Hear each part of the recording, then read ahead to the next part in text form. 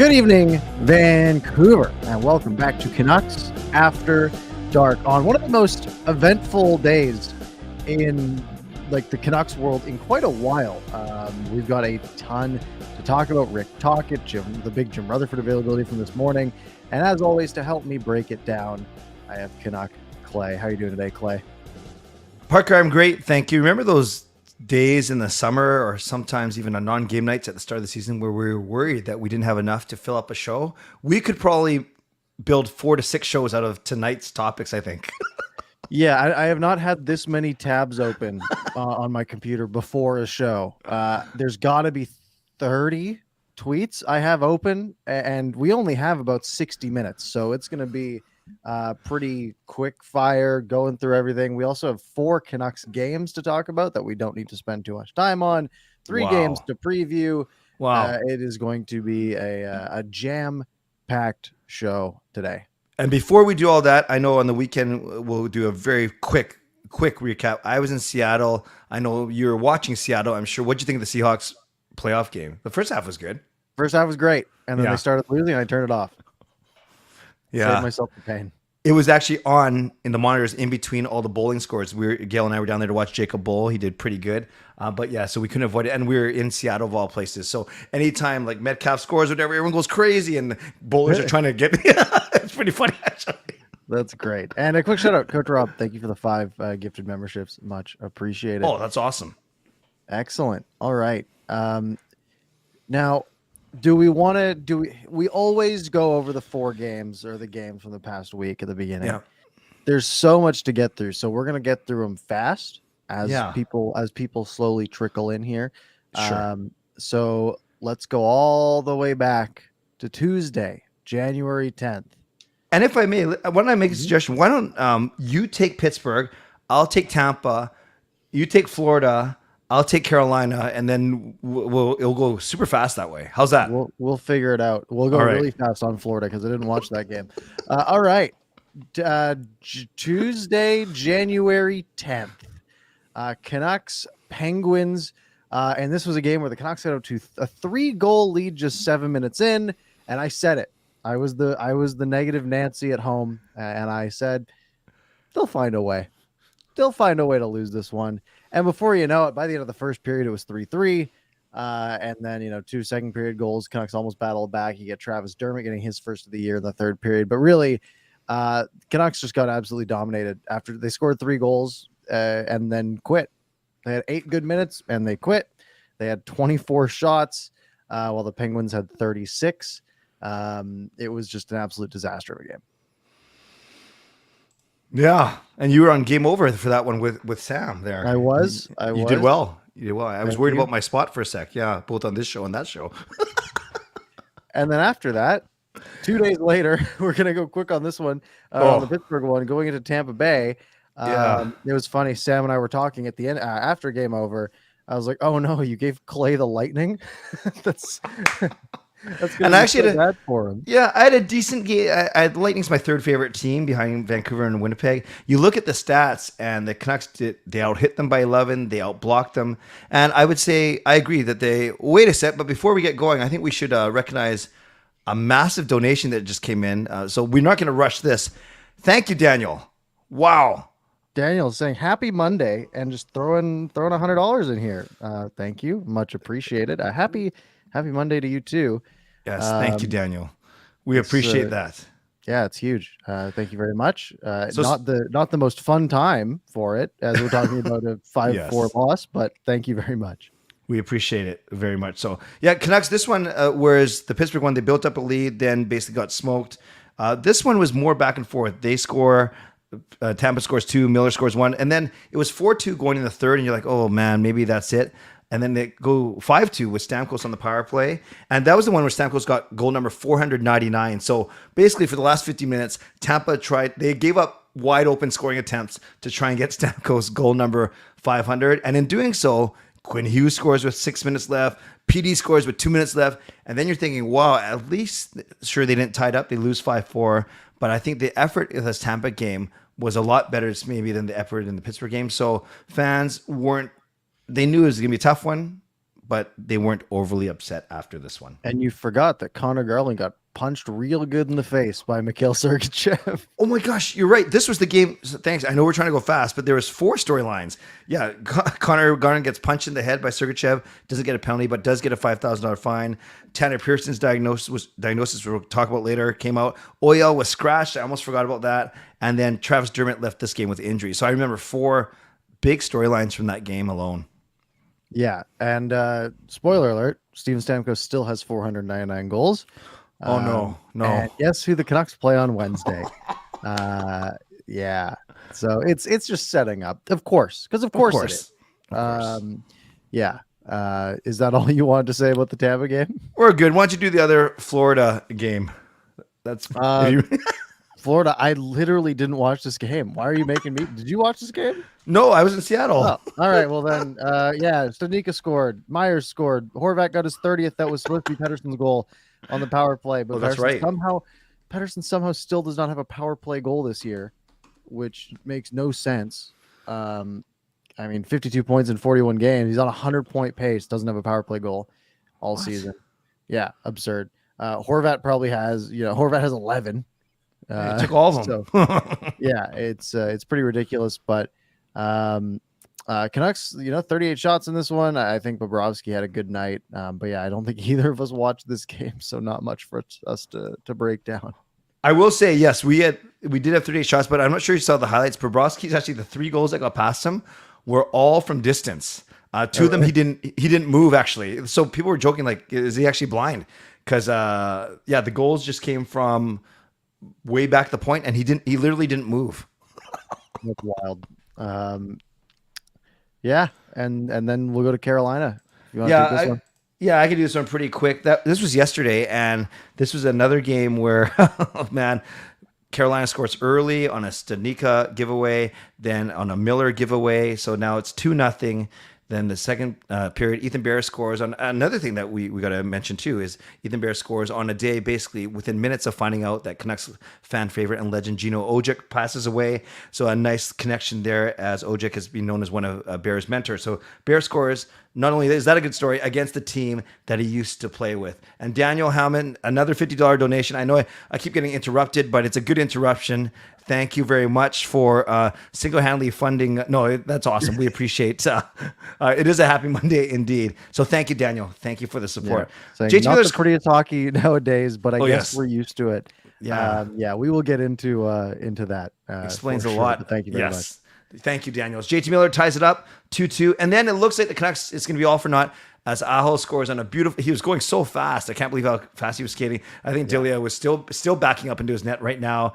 And he scores with 3 minutes left. But then a beautiful play, 6 on 5. And the Canucks kept the puck in about 2 or 3 different times. Miller made a nice play at the line. Hughes did some great board work. And Horvat shoots, and Besser comes from behind the net and slaps it past the goalie. And then an awesome overtime, back and forth, great chances. And then the Canucks, I can't believe it, Parker, they scored 2 of their 3 shootout chances.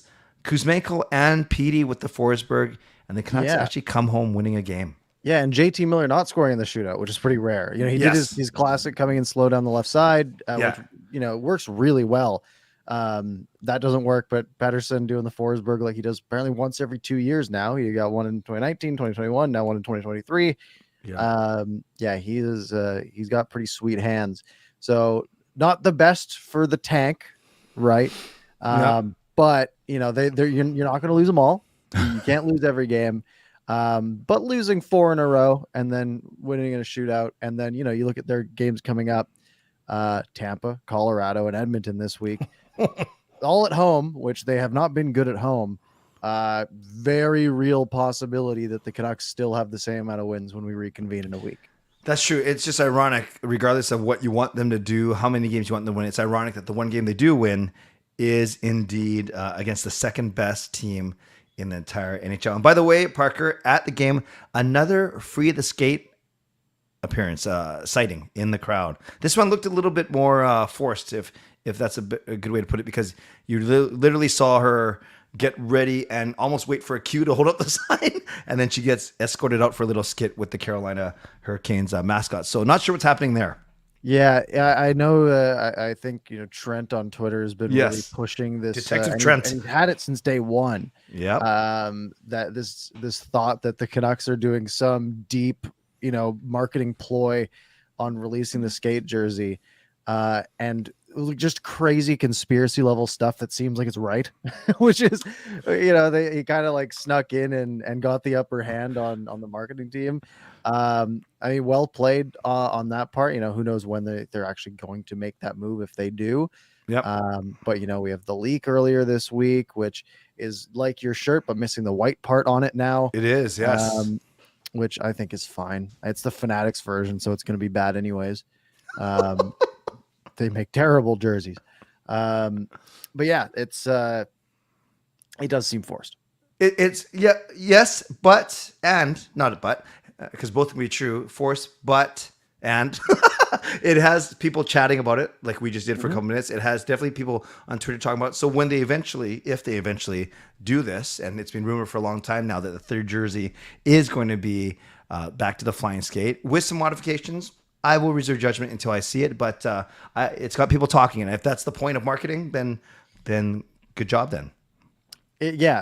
Absolutely. You don't get the surprise part of it now. True. Like when it happened, like that would have been like if they just randomly like skate out in warmups with their regular jerseys on, and then came out for the game. Especially if they figured out a way to do like breakaway, like like a breakaway jersey. They just pull it off and and then socks, and they got the black skate gear on. That would have been really cool. Probably a little bit unrealistic, but it would have been cool if it was like a random surprise, right? Yeah. But it's something they've been pushing for. The Canucks need some positive PR, so that would be I'm sure when they initially planned this out, if they did, Ali's article, the Botchford Project, might have kind of hinted at it as well, with what Horvat said. Would have been. I'm sure they would have really liked to be doing this while they were like pushing for like actually in a playoff spot, and then do the black skate for the push for the playoffs. Like that would have been sweet, but it's going to kind of fall flat on a team that's not doing so well. Yeah. When do you think they're going to actually do it? I don't know. Because can they only do it like 5 times? Right. I don't know what the rules are. Yeah.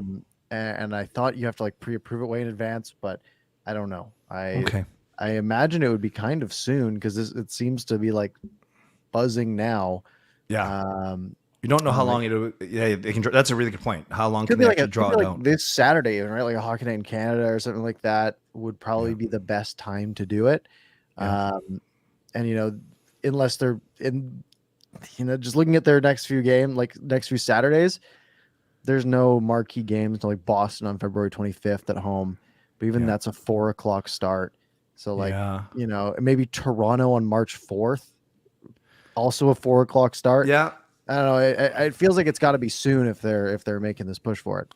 And I don't think you do Lunar New Year because all the focus will be on the Lunar New Year jersey. Right. So yeah, then you're right. Good point. You're either looking at this Saturday or maybe even before that. So we'll see. You're not going to do it. You're not going to do it on a Monday night against Detroit. Right? They only play 4 home games in all of February. Yeah. Yeah. Because you have the All-Star break at the end of the month. Okay. We'll see. Interesting side story, but no time for side stories today. No. Rick Tocchet, because that happened, I guess, earlier in the week. All the thoughts around that. Yeah. You have Elliot Friedman on Hockey Night in Canada on Saturday, basically saying when and if the coaching change comes, I do believe it's going to be Rick Tocchet.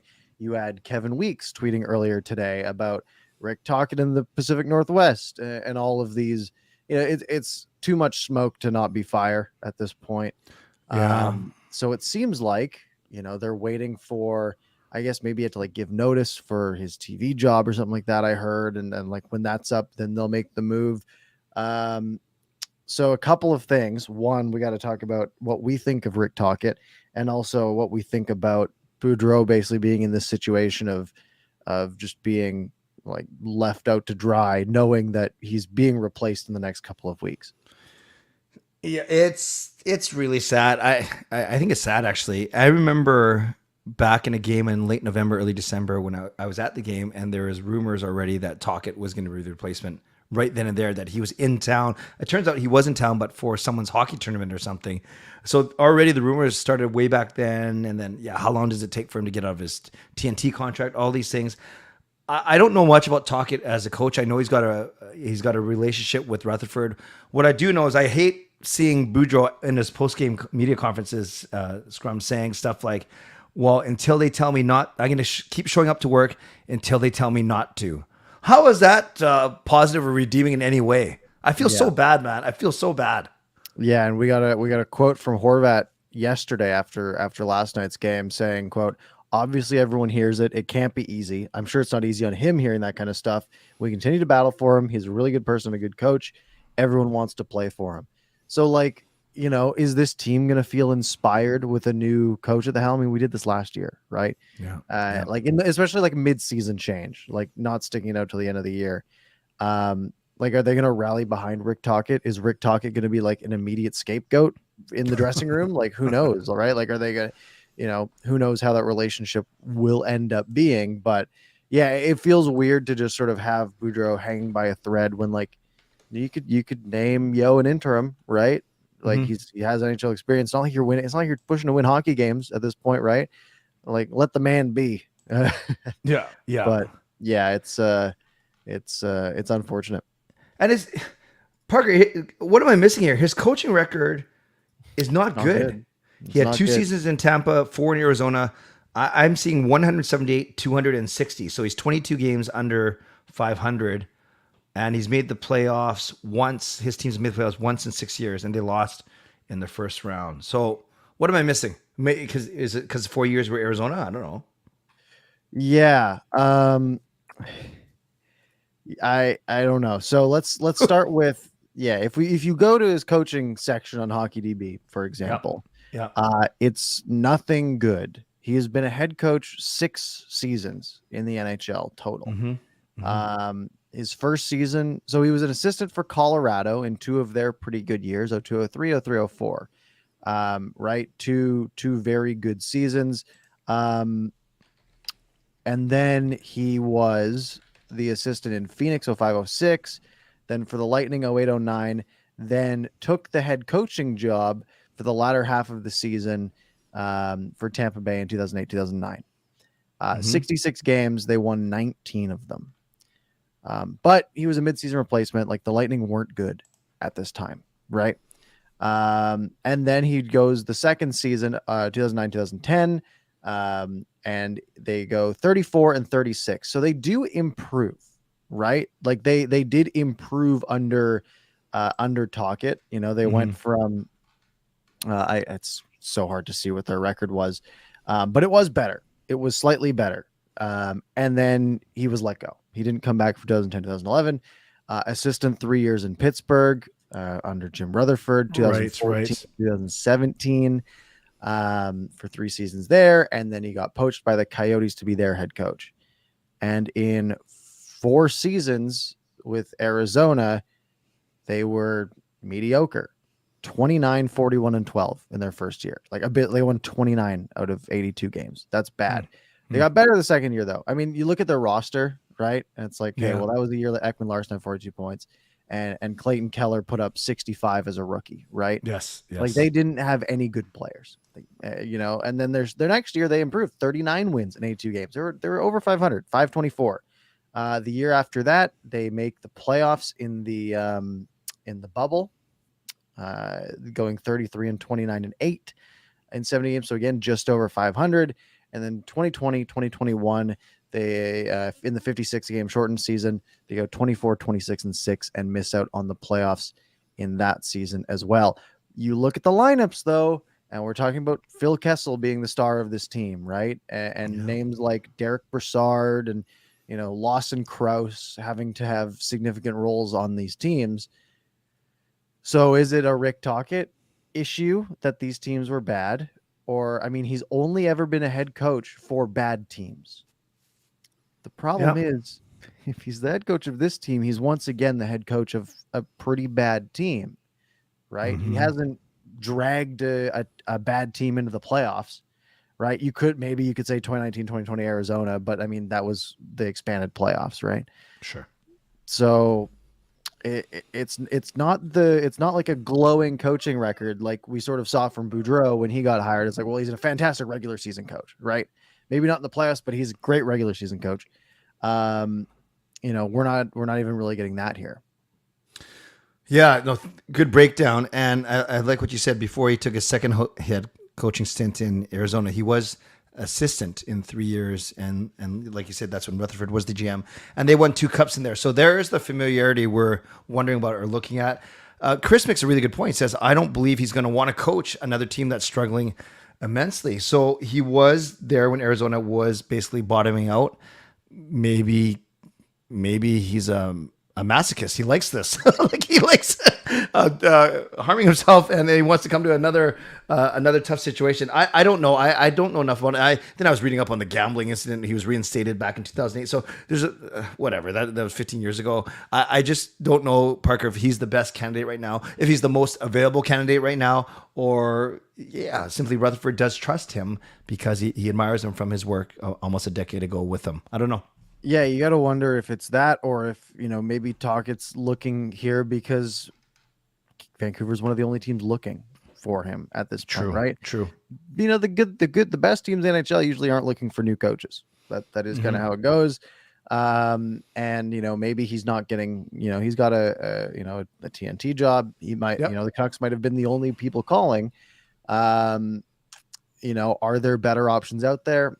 Maybe, probably, I would guess. It's kind of tough to, I'm not, it's hard for us to say who's a good coach, who's a bad coach, right? We said it with Travis Green. It was like, you can get a vibe, and you can see like, oh, the Canucks are playing terrible defensively and really good offensively. Is that personnel? Is that coaching? Probably both. And so we'll see. But I mean, Tochet's coaching style is a very defensive style, from everything that I've heard. Right. Now this team's defense is really bad. So being better at defense would be great. However, he also, has been said to stifle offense, like in a pretty dramatic way, which is not really what you want either. Right. So it's, again, it'll have to be seen if they do go the Rick Tocchet route, but sure. I'm not like inspired.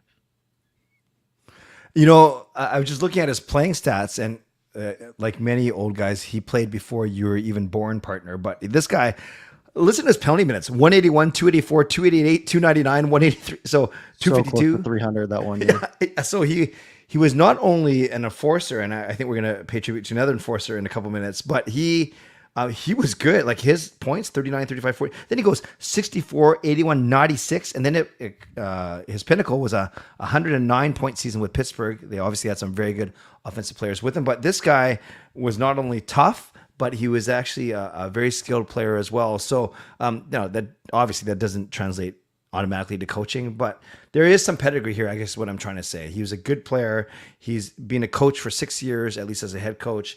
And now building his rep also as a good analyst. So, it's not the worst hire. I don't know if it's the best hire, but maybe it's one of the best hires that are out there right now.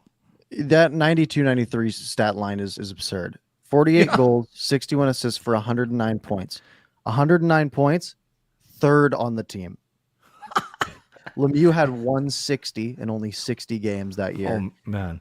And Kevin Stevens had 111 points. Wow.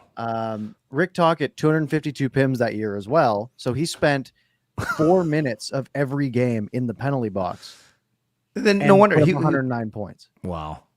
And only had 3 more penalty minutes than Ulf Samuelsson on the same team, who had 249. Wow, those were the days, man. What those an were era. the days. that is absurd. That's just crazy numbers. Yep. Okay, so when do you think this happens? Again, looking at the schedule, I don't know. Is it going to be the next week? Do you think? Oh man, I don't know. You do it at home. I heard American and Friedman talking about this morning. You do it at home to avoid the Gerard Gallant take a cab situation. Right.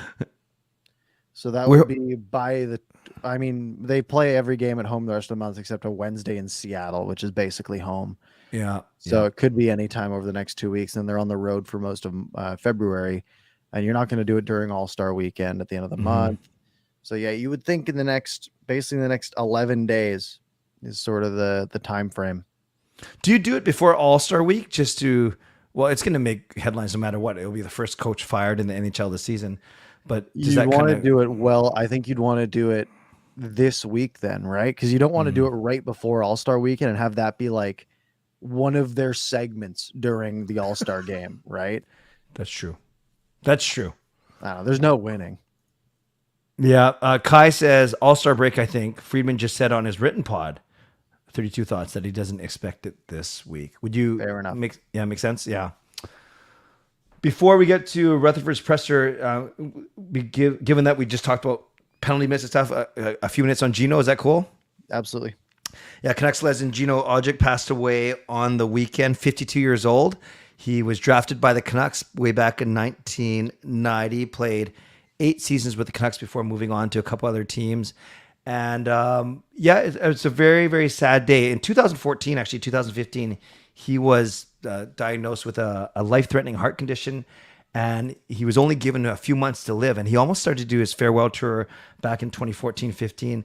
And then showing his fighting spirit, he outlives that prognosis by 8 or 9 years. So that's a testament to how strong he is. And I feel, I feel strong about this. I was blessed to talk on a couple of radio interviews today, but more importantly, this was when I was growing up watching the team, the first iteration of the flying skate back in that team, the 94 that made it to the Stanley Cup finals. And and I know many people in here, like Nucks fan number 29 and others, they are old enough to remember him actually playing. And that's not to, people have seen highlights of him. That's fine too. But you got to know this about Gino. Penalty minutes, listen to this, like 348, 370, 371. So he was almost approaching 400 penalty minutes a game, a season, not 300. But he was also a decent skater for his size, and he had really good hands. Like, not amazing, but his peak was 29 points, 16 goals, playing alongside Pavel Bure, yes. And the way that him and Pavel Bure forged a friendship in this market, two outsiders, so to speak, Odjick from the indigenous community, Pavel Bure coming over from Russia, two guys that kind of joining the team at the same time, and their friendship is legendary. So rest in peace, Gino. We think good thoughts for his family as they deal with this loss. But a Canucks legend, a Canucks fan favorite. Maybe Parker winds up as a Ring of Honor. I don't see his jersey getting retired, respectfully, but certainly there's room in the rafters for a Ring of Honor. And that might be an appropriate place to remember him, a way to remember him. It seems like a slam dunk, really, right? Like it's kind of the definition of the Ring of Honor, right? Yes. Yeah, exactly. And yeah, there's so many, we won't rehash them here. We simply don't have time, but there's many stories coming out of Gino, of how he got traded when he beat up Jason Strudwick, because he got traded for each other, basically in the Linden. There's so many funny stories, but and I just remember, I remember the highlight of him fighting 3 St. Louis Blues and then skating around with no jersey and no pads on his back. He literally had no jersey on his back as he pounded away on Adam Creighton. So some really funny stories. And Parker, I'm really curious, given our age gap and the fact that he played, his peak was before what do you know of him from a standpoint of what have you heard just from what you've seen and what you hear other people talking about? Yeah, it's basically everything you said, right? Yeah. Like every time I've been at a game and he's been there and they've cut to him, right? Like yes. just the roar of the crowd is very telling, right? When I mentioned like slam dunk for the Ring of Honor, right? Like that's what it's for.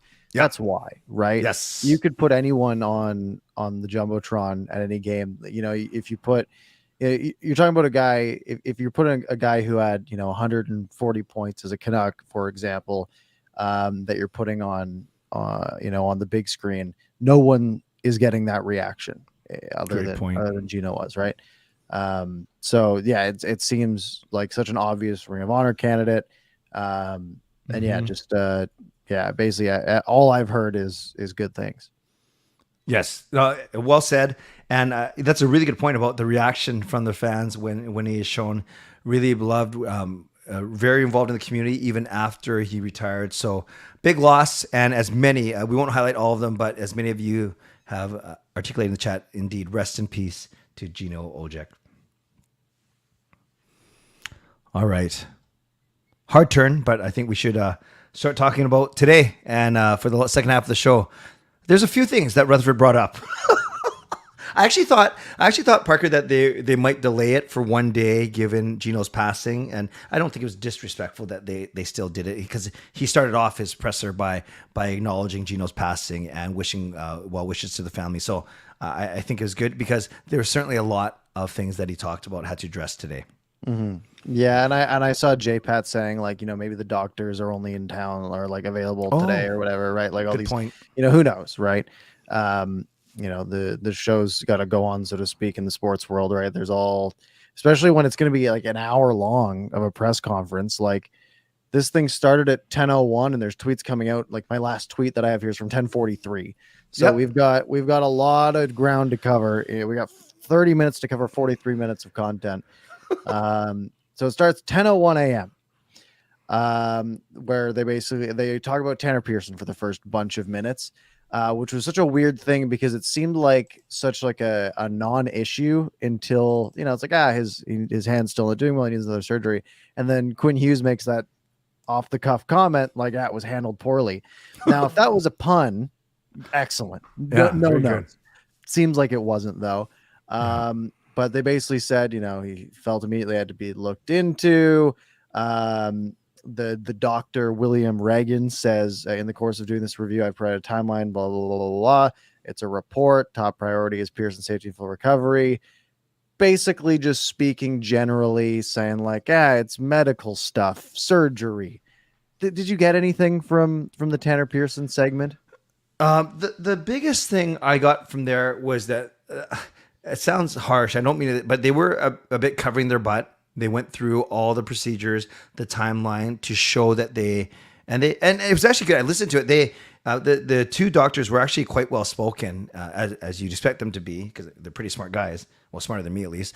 Well, that doesn't say much, but they went through it quite well. But they did cite patient confidentiality for a couple answers that they couldn't really say. How long is Pearson going to be out?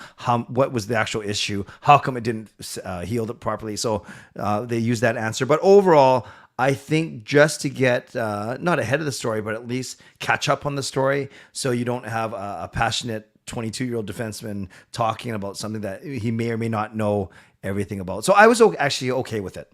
Yeah. The one quote that was kind of weird was, hopefully the right things were done, and if they weren't, hopefully they are going forward, says Jim Rutherford. Hopefully, I guess that would, it's just kind of a weird one. That's one fair. That got a lot of pushback on Twitter, especially. Hopefully. Then we got a Demko update saying they're not going to rush him back. We feel he's progressing. That's what we hope for. We hope to see him back here in the relatively near future. I think we're both of the same mindset that there is no need to rush Thatcher Demko back. Let Martin and Delia put up 880s, 890s, and that's fine. If there's one in season 2, indeed, make sure that he's okay. In fact, be a little bit overcautious that he's okay. I'm all for it as well. Then we get to the good stuff. The big quote. Quote, I'm disappointed in the job I've done to this point. That was the big one that got all the eyeballs. He did elaborate after that. He said he's disappointed by his inability to carve out cap space. Now, keep in mind, he's supposed to just be the president, not the GM, but insists the issue with the team isn't the core, but, quote, we may have to do some things beyond what I thought we might have to. Canucks have moved from needing minor surgery to major surgery. Maybe don't be making surgery comments today. Yeah, that was a weird choice of words. Yes, exactly. Yeah. Gets still in the mind. And then all the comments like, let's hope it's not the same people. So let's start with him being disappointed in the job he's done to this point, especially in carving out cap space. Where do you land on that? Are you also disappointed in that realm? I am, just from the point of, do you remember the bravado that he kind of had when he came in? Yeah, we're gonna untangle all these cap problems, and we're gonna find ways to be available to sign good players.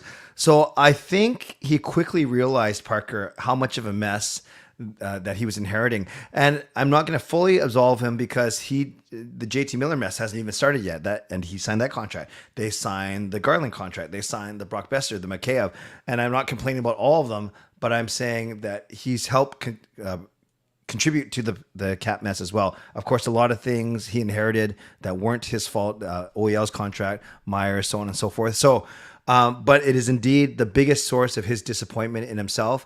And I do think it was way more complicated than he anticipated. And I think it's the most frustrating thing for fans right now. Yeah, it's one of those things that was like, it's like we did nothing and we're all out of ideas, right? Like there was a path to some cap freedom, right? Yeah.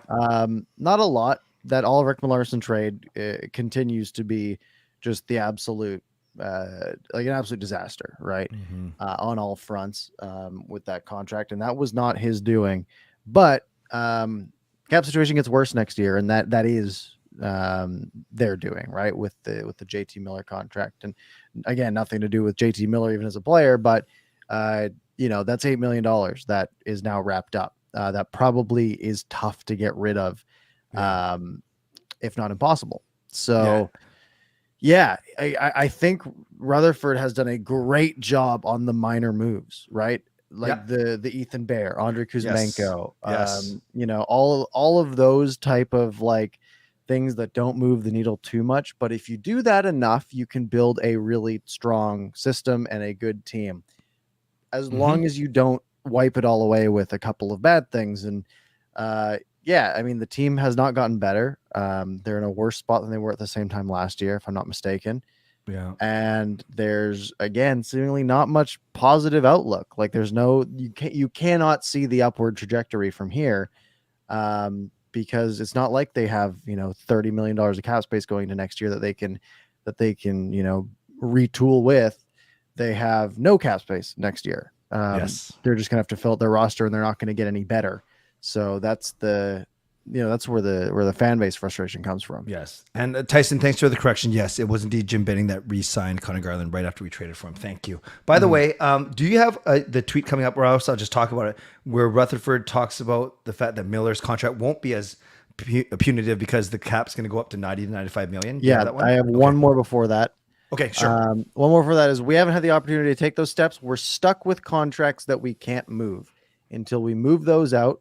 Well, you just said you can't, or until they expire. It's going to be hard to take those steps. Yeah. Okay. Can't disagree. Yep. That is true. And then, yes, he did say, quote, "The cap is going to keep going up and up. The cap is going to be 90 or 95 million. That contract isn't going to affect what the Canucks do down the road." Yeah. So, Parker, I think you share the same sentiments. It already is affecting the team. I think that's the first thing, because if you're already making decisions, i.e. can't sign Horvat, it's because of this. The other thing is, it's one thing to say the cap's going up by another 10 million in the next 5 years, and therefore we have space. But remember, every other team also has an increased cap by 10 million, and we're losing our competitive advantage by having a player that takes up 8 of that extra or 8 million total. So it's one thing to say that, on your own in a vacuum that you have more space, because that is indeed true, but you're losing your competitive advantage. So that's why this quote I wasn't completely comfortable with. Yeah, it's one of those things where like it lowers the bar that JT Miller has to play to, right? Yeah. Because an $8 million player 5 years from now is so much. It might be so much different from an $8 million player today, right? It might be how we see a $6 million player today. True. But then JT Miller has to live up to that still, right? He has to be that, what would be a $6.5 million player today in year 6, year 7 of that contract, right? Which is going to be really hard to do. And yeah, like you said, every team gets that same chunk, right? It's how you use it. That's how a hard cap works. Yeah. It's all about cap efficiency to build the best team possible. Amen. You got it. And that takes us to Bo Horvat. Oh yeah, great. Rutherford saying, "I believe we've taken our best shot. with the offer we have on the table right now is fair value for what he's done up to this year. We're in a pickle here. He's had a career run and he's looking for his money. Let's start with the first half. We've taken our best shot, which means they're not raising that number. With the offer we have on the table right now, it's fair value for what he's done up to this year. So they are trying to sign Bo Horvat, assuming that he is a 50 to 60 point player who will score 25 to 30 goals a season. Problem is, he has 30 goals already this year. In a cap year, right? The most inconvenient time for the Canucks. But yeah, I mean, if you're the team, you're going to say, well, we can't give you a ton of money based off 1 year, right? Yeah. But if you're Horvat, you're saying, well, I did this year. Someone will pay me it, right? Yes. So yeah, they are in a pickle. And I think they're making the right move by not, catering to, just buying all in on the 30 goals that he scored. Yeah. And saying, well, maybe you're not the player that you are this year, which is nice, I guess. I hear what you're saying, Parker, and I think, but at least be in a position where you can make that call with space. Meaning, if it works, great. If you want it to happen, but the Canucks simply it can't happen. And then he goes on to say that even if they signed him at this deal that they offered, that he's reportedly rejected, that would still put them over the cap for next year. So it's just not good. And then when he says he's looking for his money, I know a lot of people, not a lot, I've heard a few people say that was almost a small dig but to me, honestly, I don't think Rutherford is intentionally trying to needle people. I think he's very honest. He's very transparent, almost to a fault. And that's a change. No, Benning was very honest too. He just didn't make a lot of sense when he said a lot of things. But the fact that he said he's looking for his money, the fact that he said pickle and money, looking for his money in the same sentence was pretty funny to me. Yeah, I see a guy saying he's had a career run and he's looking for his money. Yeah. I see that as like, yeah, that's what he's got to do. He's looking for his money because he's earned his money. I don't see that as a needle in any way, right? I see that as like, he's looking out for himself, which he has every right to do. Yeah, good for him. Exactly. Yes. As he should, right? If I'm in that situation, I'm doing the same thing, right? Yep. I'm going to get paid more to go play somewhere better. That's a win-win all around for Horvat. So, and then we get to the good stuff. Quote. And this is how you know that Jim Rutherford does not have that history background of this market. Quote, we're not moving toward a rebuild. I prefer the term retool. Where have you heard that before? Not sure. Yeah. Preference is younger NHL players rather than draft picks. And then he also elaborated to say, which I don't have that tweet up, but he said something like, taking shots on guys whose entry level who didn't work out on their entry level deal. Problem is lots of guys who don't work out on their entry level deal. It's because they're not good enough. There's a reason why. Right. Yeah. And you're basically paying for guys who have draft pedigree, but no playing pedigree. Exactly. And that's what he tried to say as well, Parker, in defending this point is he says he'd rather take a shot on a guy who's 24, 25, 26 that maybe didn't work out and still might not work out, but that's the same as drafting a guy who doesn't work out 3 years down the road. So in essence, he's willing to have that risk of a guy not working out, but he'd rather have a guy who at least is in the show. Whether you like that argument or not, that's why he wants to get guys like Ethan Bear and Lane Peterson and these kind of guys. So yeah. Yeah, and those are fine. And again, you need guys like that, right? That Ethan Bear move was great. And again, it's one of those ones that right off the bat, we could see that it was good, right? This is not hindsight. Everything that we've said here, we've said from the beginning, right? But yeah, you look at those Ethan Bear moves, and again, you do a bunch of those, and things get better. The problem is also you make a lot of draft picks, and things get better at a different time frame, right? Yeah, it's just rushing. That's all it is. It's hey. Instead of taking shots on guys who are 18 years old, let's take shots on guys and having the control of their development. Let's take shots on guys who are 22, 23 and aren't performing as well as they might be. And that is great if you are if you're trying to, build up a lot of depth for like 2 years down the road.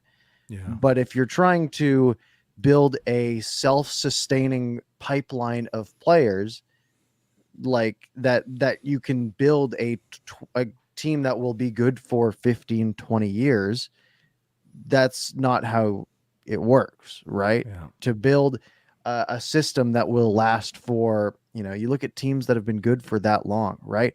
You look at how good Detroit was for so long. You look at how good Boston has been. They've been good as long as I can remember, really. Yep. Right? Like, Yep. and they're still, and they're the best team in the league still. Like, Yes. it's because they built that self-sustaining pipeline. They always had new guys coming up, and filling in those spots over and over and over again. And it's the quick term fixes that, we've been living in a quick fix for the last 8 years, right? Yes. It has not been quick and it has not been fixed. Yeah, and Boston is exactly. Boston is not a team that was built on reclamation projects. You just can't do that. So, and then I like what Dogwood said here is it's like he's trying to moneyball the team rather than build through the draft. And the thing is, he even said that he thinks he can turn this team around in 1 or 2 years. And then when Thomas Drance even pressed him and said, "Well, don't you think it makes sense to go even slower?" And take a more patient approach and acquire more picks and do a proper build. And then Rutherford asked Drance, says, "Well, how long is that for you?" And then Drance says, "Well, at least 3 years." And then Rutherford, "Oh, it'll be way faster than that." I don't know how, but that's what Rutherford said. Yeah, remember a year ago he said it's the cap will be easy to fix and all this stuff, and it's been a year and it hasn't been. Yeah. Right. Yeah. And I think if it had been if he had come in and Jim Benning didn't happen, right? Let's say the Canucks had just been like a pretty good team, had been a playoff team for a while, or maybe they had been in a full rebuild and it didn't work out. And then some new guy comes in and says, "No, we're just going to retool. It's just, we're going to make some small changes. We're going to bring in some younger NHL players and make this work out." Then I think it would be fine, right? I think it'd be like, oh, this is, they're trying something here. Yeah. The problem is, and Rutherford might be better at this than Benning was. The problem is it's the exact same rhetoric that we heard over and over from Jim Benning. It was, "Oh no, we can turn this thing around in a hurry. This is going to be a playoff team in like 1-2 years." And it's like, we're just so jaded from having that happen for the last bunch of years and saying like, well, you're just saying the same thing the last guy did, right? That's the problem, because I think back to 8 years ago when Jim Benning took over, and the first 2-3 years of Jim Benning, I was fine with Jim Benning. I was like, yeah, he's some moves kind of suck, but he's doing fine. Until the Beagle Roussel, that whole debacle. Like, I was like, the Eriksson signing, like, I mean, no one saw him being that bad, right? And like things like that. But then again, it's the same thing over and over and over. Keep saying the same thing. Keep saying we're going to be good in a year. You just got to make a couple small things here and there. And then we get a new guy and we're like, some hope, some life, says the exact same thing. And that's the issue. Yes. And when you speak for 43 minutes, you're bound to get a couple contradictions in there, because you simply can't go 43 minutes with the same rhetoric and go bat 1,000, so to speak. But isn't it funny, Parker, you led with the fact that he says the Canucks need major surgery as opposed to minor surgery.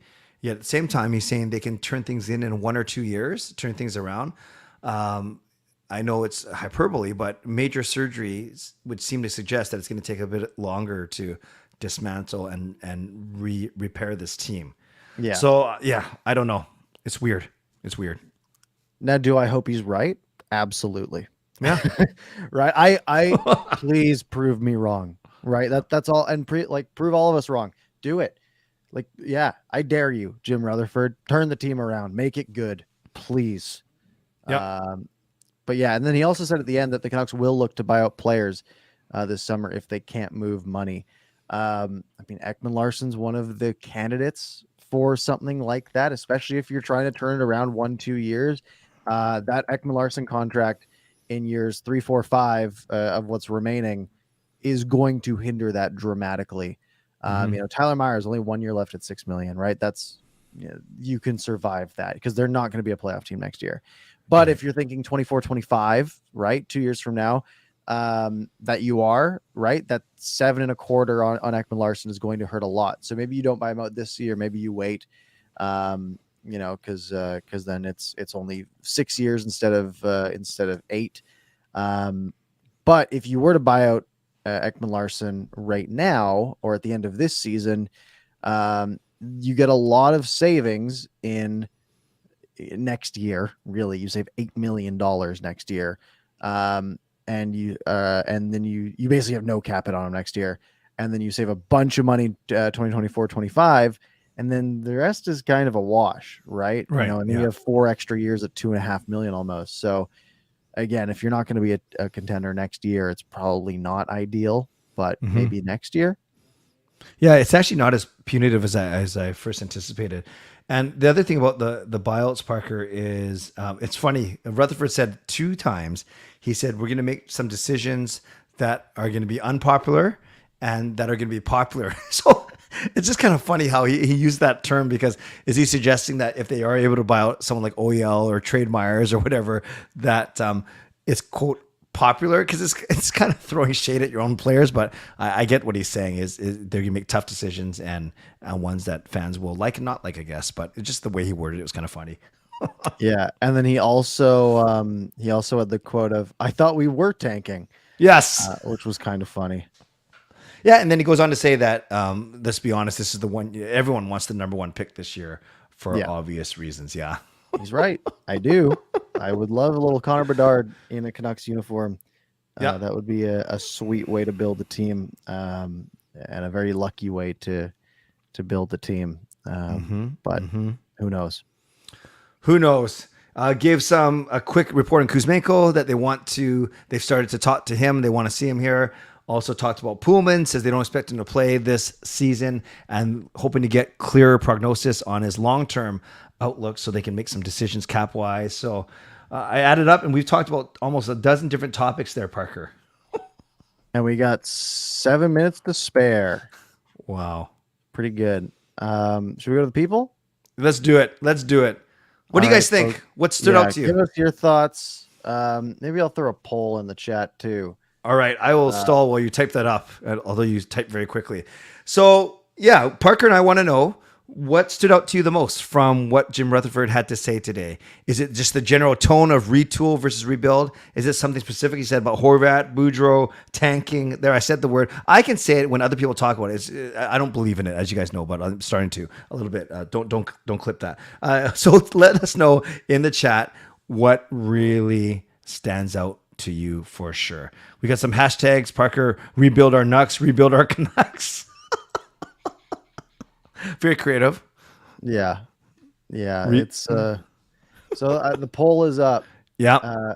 I said the question is Rutherford, and the options are bad, sad, good, send help. So take your pick. You got something against full sentences or something? Yeah, it's just exhaustion at this point of hearing the same thing. Yeah, I think the real problem with me for Rutherford is I can't see him having a long-term outlook, right? Because it would be, there was that article that he had with that Pittsburgh publication last week, and sort of saying like, I don't remember exactly what he said, but like, it's stressful, but if the stress gets too much for me, I'll retire. And it's like, hey, well, like does he have incentive to have the team be good in 4 years? Right. Not really, right? Like that doesn't really help at all. Send help is running away with the poll. So speaking of which, Chris asked about that. He says, do you believe a retool means a rebuild to Rutherford? Saying that, do you think that retool might possibly just mean keeping Aquilini happy without using the rebuild word? No, Yeah. I don't. I like the idea there that Jim Rutherford is like saying what Aquilini wants to hear. And sort of, doing a little wordplay, but everything that he said and everything they've done to this point has been exactly what he said, right? Making the team, or like acquiring young players, right? Like there was the Bear trade, Studnicka, Lane Peterson, like every single thing has been down that pipeline.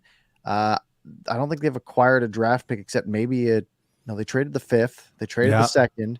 Yeah, no, he has basically been doing exactly what he has said he is doing. Wow. No, that's a good point.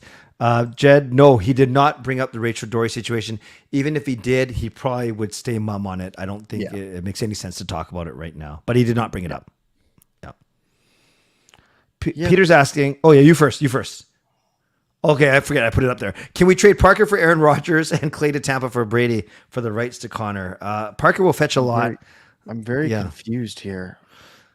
Yeah, we're trying to get Rodgers and Brady and then flip them for Bedard. Exactly. I don't understand why that would work. I think both of them are on expiring contracts. Yeah, we'll have to figure that one out a little bit. All right. Anything else here? I like Irwin's. Are there any legs to the mishandling of injuries angle, considering the way Petey was injured last year and Bester's slow return, then thinking about Demko and Pearson? Yeah, you throw in Dickinson saying he was not diagnosed. I don't think so. I think it's hard to paint a general picture because every injury is individual in the way it's sustained, suffered and recovered. But yeah, I think every team, my guess is every team goes through stuff like this, maybe not to the magnification of Tanner Pearson's issue, but I think every team has to deal with injuries and it's just part of the game. We just don't like it. I don't know about you, Parker. What do you think? Yeah, I've heard some stuff about like the golfing doctor guy that the Canucks have on board. Who's that? He's like a health consultant, I guess, for them that they brought on, I think last year. Okay. That has a lot of like, I don't know. I've heard just kind of like wishy-washy, kind of like snake oil type of stuff. But I don't have too much info on that it was something I heard like offhand a long time ago. Okay. But I'm sure he's worked with like John Rahm, so I'm sure he's like doing something right theoretically. Right. But also like his focus is golf, but he also works for the Canucks, and it's just a weird mix. Interesting. Okay, did not know that. The doctor, the Canucks golfer doctor. The golf doctor. The golf doctor. I don't know. It seems it's one of those things where it's like, man, so much seems to go wrong injury wise. Yeah.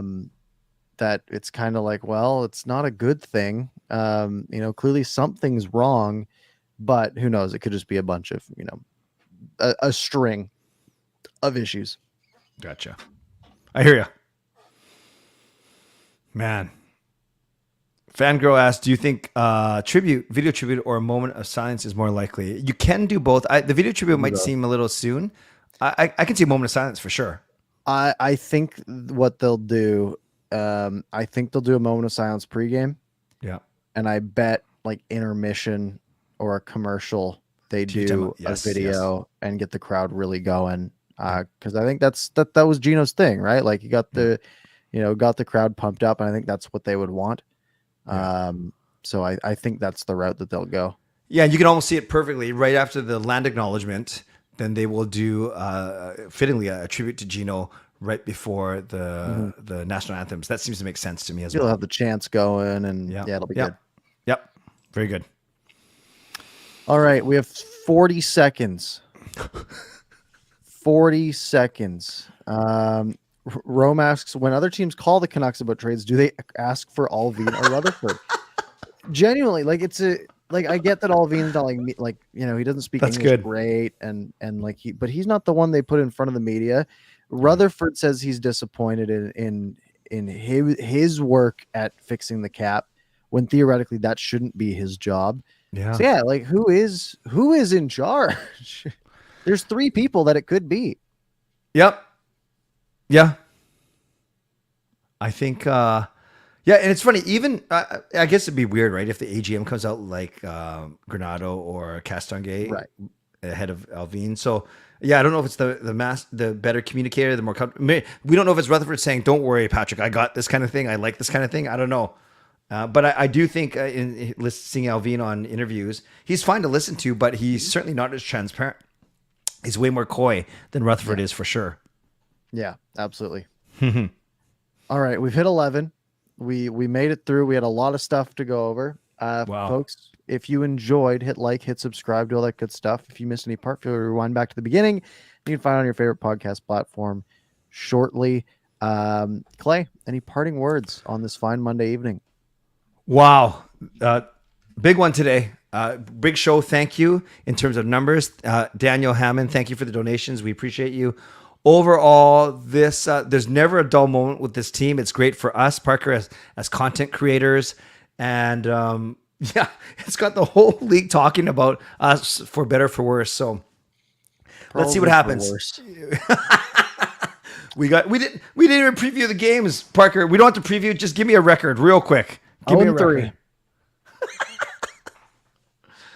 I'm going, I have a feeling they're going to roll out something special, as we talked about, that's going to bolster them to at least one win. I'm going to say they beat Colorado on the Friday. So I'm going 1-2. I hope not. All right. All right, folks. Thank you very much for watching. Have a lovely night, and we will talk to you next Monday.